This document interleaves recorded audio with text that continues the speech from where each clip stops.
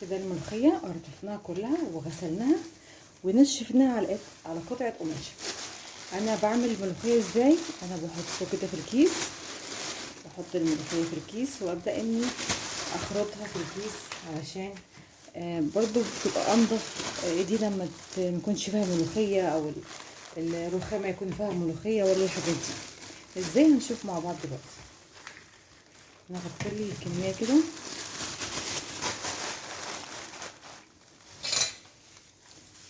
بالمخرطه. استنى، بسم الله. شيل بس الهيشان ده. تمام. بس بصوا سهل ازاي بتتخرط كده.